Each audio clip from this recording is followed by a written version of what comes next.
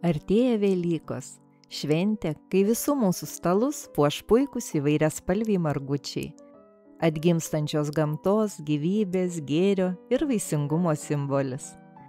Todėl šiandien jūsų dėmesio ir vertinimo lauks dar vienas margučių dažymo natūraliais gamtiniais dažais eksperimentas. Sveiki, mielieji Dievijos draugai! Malonu, kad mūsų bendraminčių šaunus, draugiškas būrys vis didėja. Tad nepamirštam geros nuotaikos ir keliaujam kartu eksperimentuoti.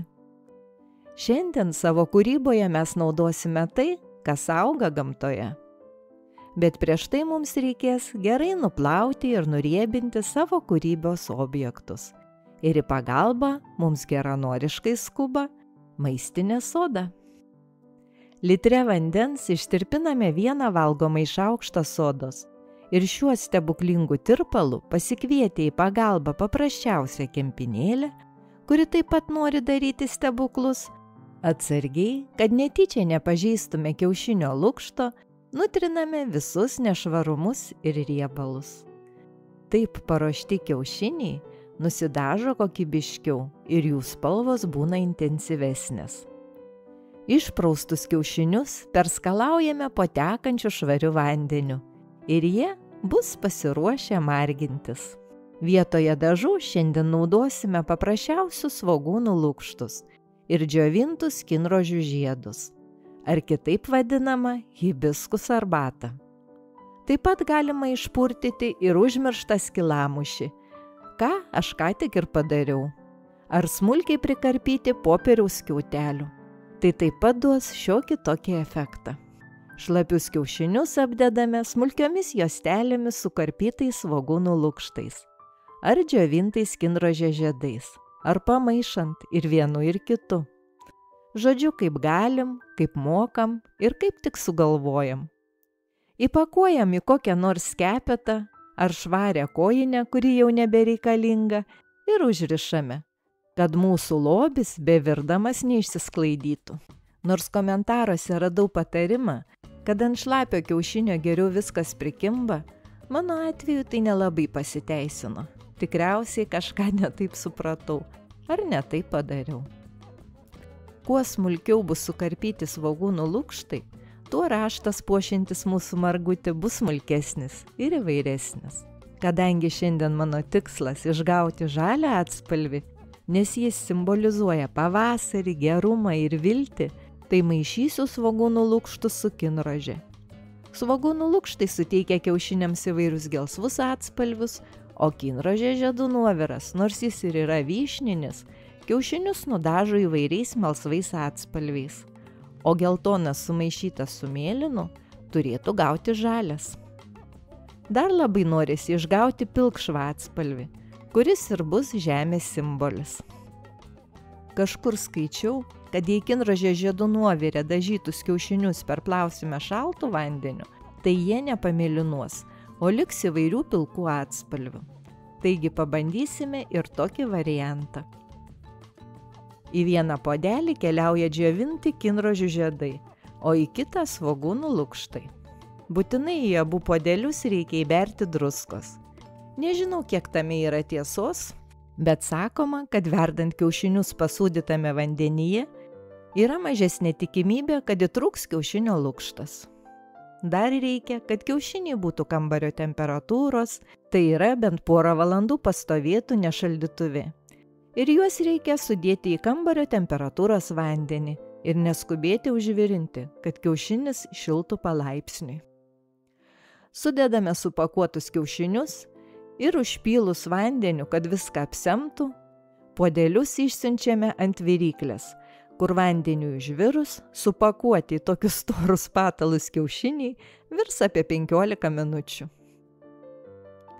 Po to viryklę išjungiame ir kiaušinius paliekame puode, tame pačiame tirpale, kuriame jie ir virė, kol atvės. Noriu priminti, kad Dievijos kanale jau laukia jūsų dėmesio puikūs margučiai, nudažyti įvairiais būdais. Nuoroda, kaip visada, jūsų patogumui bus palikta. Suraskite, paspauskite ir marginsime kiaušinius kartu, jums patikusiu ir priimtinu būdu. taip kaip norėsis ir taip kaip išeis, nes manau, kad galutinis rezultatas vis vien mus pradžiugins, nes tai ir bus mūsų individualus ir nepakartojamas meno kūrinys. Tik reikia nebijoti įjungti fantaziją ir paeksperimentuoti.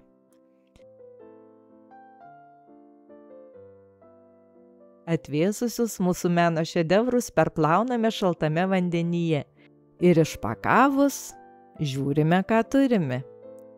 Kiaušiniai, kurių įpakavime buvo įmaišyta kinrožė ir virė kiaušinių lukštose, kaip ir buvo tikėtasi, įgavo labai įdomų žalią atspalvį. O įmaišytos popieriaus skiautelės paįvairino jų margumą.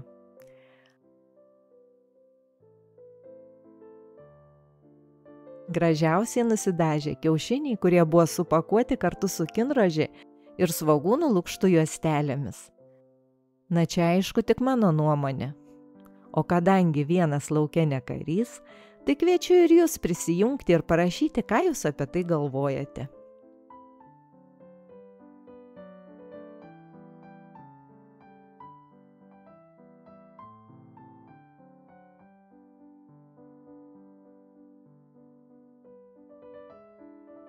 Kinrožės nuovirė virti kiaušiniai ir perplauti šaltu vandeniu tikrai nepamėlynavo, o liko įvairių pilkų atspalvių.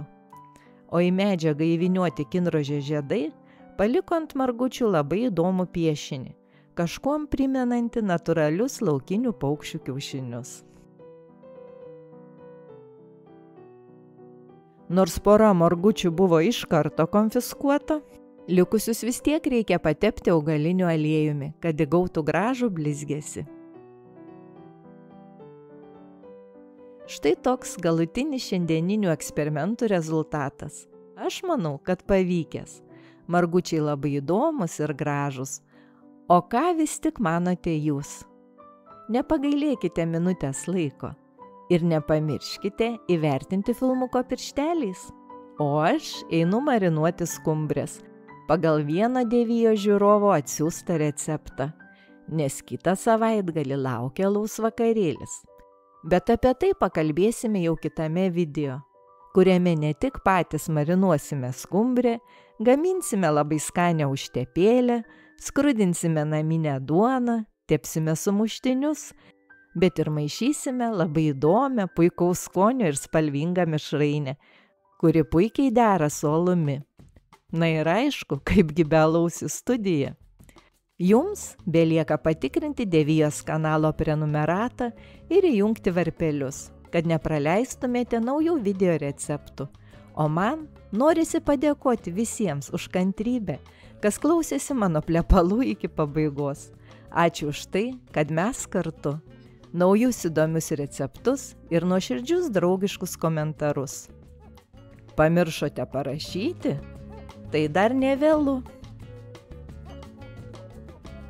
Gražių jaukių artėjančių švenčių ir gražiais įdomiais margučiais papuošto vaišių stalo.